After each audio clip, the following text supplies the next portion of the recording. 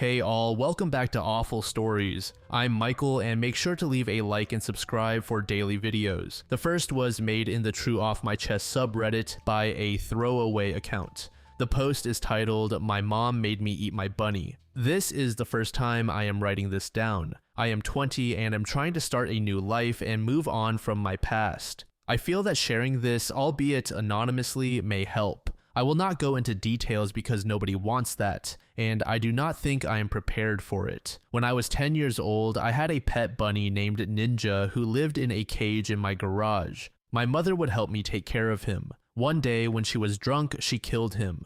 I watched her dissect Ninja and put his body in the freezer. The next day, she made me stay home from school, took Ninja out of the freezer, and cut him up some more. I watched her cook him before she put the meat on a plate and made me eat it. I have barely been able to eat red meat since. Edit. I went into more detail and clarified a few things. If you would like, you can check my comment history. Thank you to everyone who commented. Seeing people write things like, "This is disgusting," strangely helps because it validates what I have been through. I am not sure why this is so unbelievable to some, but I suppose that is a good thing because it shows how inhumane and foreign this is. I am financially independent and in university due to scholarships, so I do not have a relationship with my mother. I will not say I have it easy right now because of my mental health, but looking at where I am in life, I do not have many struggles. I am no contact with my mother and left that house the week I graduated from high school. I have been in constant therapy for 3.5 years. It really helps, but I still have a way to go. There are many comments from people saying this happened to their grandparents, and I just want to clarify that this happened to me in 2014. I brought up what she did to my mother once when I was 18, right before I left for university. She said it was not as bad as I remember and that we were not going to have a conversation about it nearly a decade later. So that is that.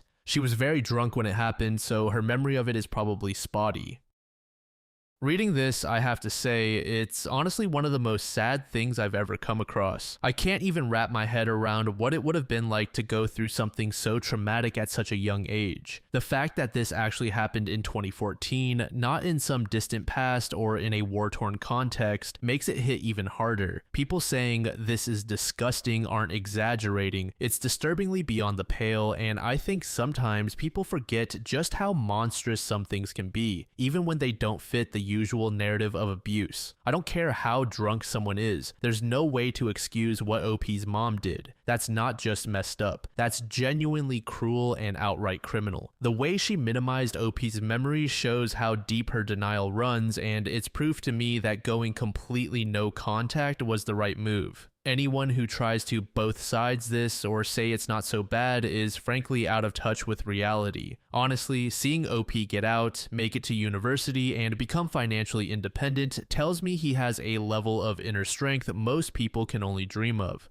Therapy isn't a cure-all, but sticking with it takes real courage and self-respect. Major props for that. It's true that writing stuff down and hearing others validate your feelings can help more than people realize. What you went through shouldn't happen to anyone, and you're entitled to all the outrage, disgust, and healing you need in your own way. If I were OP, I wouldn't let anyone gaslight me about how bad it really was or try to minimize something this serious. You're already breaking a generational cycle just by telling your story and moving forward on your own terms. Whatever progress looks like for you, big or small, you should own it. Even if this chapter won't ever fully close, you're surviving it, and that matters. Farnote said, "Your mom is a sociopath and I'm sorry that happened. That's disgusting and horrible." To this, Kenny Moose said, "My grandparents did this, but they were immigrants from the old country who had been farmers their entire lives before coming to the United States in the 1960s. However, and this was the key point, we were told ahead of time that we were raising them to eat. It was meant to show my sister and me how food was actually raised. They thought the United States was strange in how removed everyone is from their food."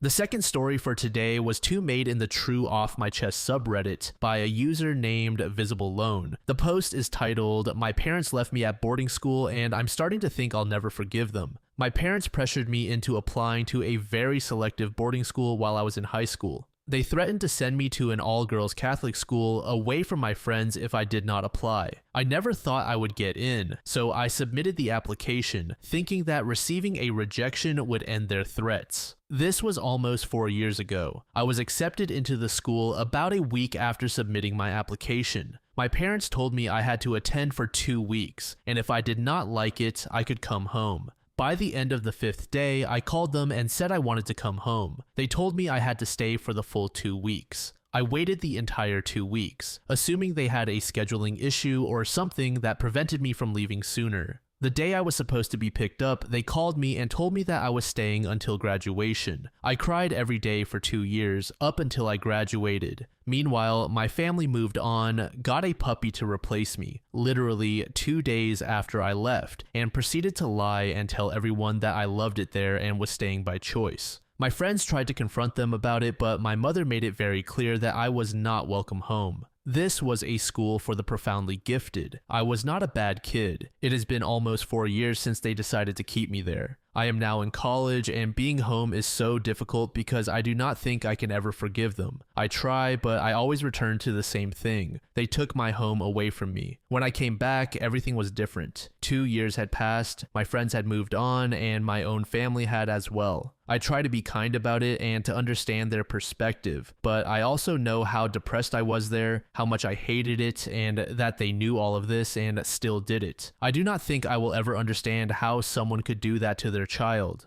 I was 15. I could not even drive yet. I had never been to prom. I was a kid. And so I wonder if I will ever forgive them or if I am destined to be quietly angry about this for the rest of my life. This third and final story was also posted to the True Off My Chest subreddit by a user named I8. The post is titled, "I got caught by my sister in an incredibly awkward moment. My sister walked in on me masturbating. I thought I had locked the door, but she came in to grab her charger and just saw me in the most compromising position imaginable. She froze, I froze, then she simply backed out and closed the door without a word. It has been a week and we still have not talked about it. I cannot even look at her without dying inside. She is 3 years older than me. I have no idea how long this awkwardness will last or if we will ever get past it." Mid-1990s said, "My sister walked in on me waxing my vagina once and I said, 'Now will you start knocking?' She did. SciSite said, 'You'll get past it. Awkward shit happens sometimes. You probably won't talk about it and that's okay. Just move on.'"